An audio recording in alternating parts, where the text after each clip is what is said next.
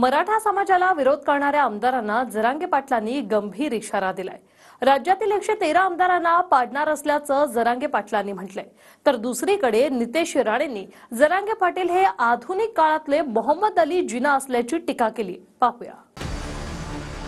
मी इतका कट्टर निष्ठावान म्हणून सरकार बी मला कदारलं, कारण त्याला वाटतं याला आरक्षण द्या, नाही तर या आफत आपल्या टकोरावर बसली। याने आता 23 पाडलेत, ह्या वेळेस 113 आमदार 100% पाडणार म्हणजे पाडणार। गिरीश महाजनांच्या मतदारसंघात 1,36,000 नुसते मराठी आहेत। ये बर्माना कस काय निवडून येत होती। परळी मतदारसंघात 1,14,000 नुसते मराठी आहेत। मराठ्यांना त्रास दिलेले हे पाडायला पाहिजेत का नाही? मराठ्यांना विरोध करणाऱ्या 13 आमदारांना 100% पाडणार असल्याचं ओपन चॅलेंज जरांगे पाटलांनी साताऱ्यातून दिलंय। तसंच परळीतून धनंजय मुंडे आणि जामनेरमधून गिरीश महाजन यांनाही विधानसभा निवडणुकीत पाडणार असा इशारा जरांगे पाटलांकडून देण्यात आलाय। परळी आणि जामनेरमध्ये मराठा समाजाचं मोठं मताधिक्य, त्यामुळे धनंजय मुंडे आणि गिरीश महाजन कसे निवडून येतात बघतोच असं आव्हानही त्यांनी यावेळी दिलं। मी इतका कट्टर निष्ठावान म्हणून सरकार बी मला कदारलं, कारण त्याला वाटतं याला आरक्षण द्या, नाही तर या आफत आपल्या टकोरावर बसली। याने आता 23 पाडलेत, ह्या वेळेस 113 आमदार 100% पाडणार म्हणजे पाडणार। 113 राज्यातले आमदार पाडल्याशिवाय राहत नाहीत, कारण 113 मतदारसंघावरती मराठ्यांचं वर्चस्व आहे मतदानाचं। कर म्हणा तुला काय करायचं ते। मला पश्चिम महाराष्ट्रात, विदर्भात, मराठवाड्यात आणि खानदेशात 100% सीटं पडलेले दिसते ना, शब्द आहे माझा या सातारा नगरीत। आणि त्याच्यात परत मुसलमान आपल्या जोडीला आहेत। गिरीश महाजनांच्या मतदारसंघात 1,36,000 नुसते मराठी आहेत।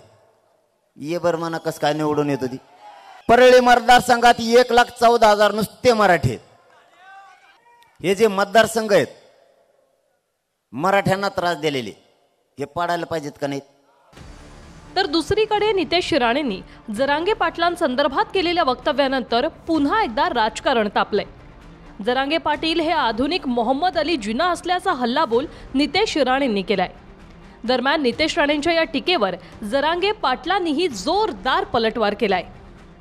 मनोज जरांगेंच्या आंदोलनामध्ये मुळे एक तरी मराठा समाजाच्या तरुणाचा फायदा झाला हे त्यांनी आम्हाला कधीतरी हिशोब द्यावा। मनोज जरांगेंच्या आंदोलनामुळे मराठा समाजाचा कमी आणि मुस्लिम समाजाचा जास्त फायदा झालेला आहे। मनोज जरांगे पाटील हा आधुनिक मोहम्मद अली जिन्ना तर नाही ना, असा प्रश्न विचारला जातो सगळ्यांमध्ये। तुम्हाला हेच आला आयुष्यभर मुसलमान, मराठी, दलित, 12 बलुतेदार हेच आलं तुम्हाला आयुष्यात? काय आलं दुसरं? हे त्याच्यावर चढून घालायचं, ते त्याच्यावर चढून घालायचं, हेच आलं। आणि राजकीय पोळी भाजली, काय आलं रे तुम्हाला दुसरं? काय नाही आलं। असल्याला नाही मोजत नाही, जाऊ द्या, असल्याला नाही मोजत नाही, असल्याला मोजत नाही आणि असल्याला उत्तर देते देवेंद्र फडणवीसचे शब्द।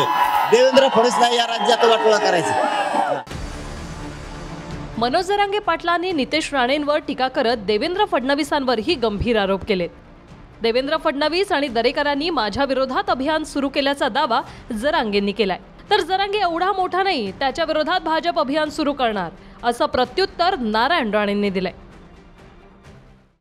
या देवेंद्र फडणवीसांच्या माध्यमातून या दरेकरांना अभियान सुरू केले, त्या अभियानात सामील होऊन मोगम आंदोलन नका करू। मराठ्यांना आरक्षण 100% ओबीसीतून मिळतं, फक्त तुम्ही दम धरा। जरांगे एवढा मोठा नाही की त्यांनी बीजेपी सारख्या पक्षाने अभियान सुरू करावं। कोण माणूस आहे?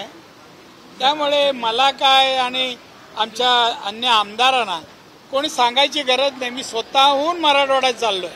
तुमचा भंपकपणा आता आम्ही उघडा करणार आहोत। मी तर मराठा समाजाच्या विचारवंतांना एकत्रित करणार आहे आणि त्या ठिकाणी गरीब मराठा समाजाच्या कल्याणासाठी सरकारशी समन्वय साधून नेमकं काय हवंय ते द्यायचं आहे। कारण जरांगेंवर प्रेम केलं, पाठबळ दिलं, पण त्यांच्या डोक्यात राजकारणाचं भूत बसलंय, ते आपल्याला उतरावं लागेल आणि ते आम्ही निश्चितपणे करू, त्याचा अभियान सुरू करू। एकीकडे भाजप आणि जरांगेंमधील वाद दिवसेंदिवस उफाळत चाललाय, तर दुसरीकडे मनोज जरांगे पाटलांनी सरकारला दिलेलं अल्टिमेटम संपायलाही केवळ 3 दिवस बाकी आहेत.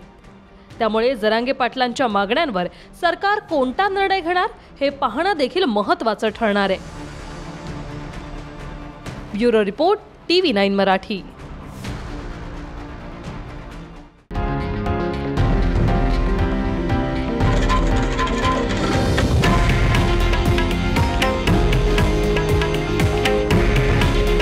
हे आहे देशातील नंबर 1 न्यूज नेटवर्क आणि आपण पाहत आहात TV9 मराठी.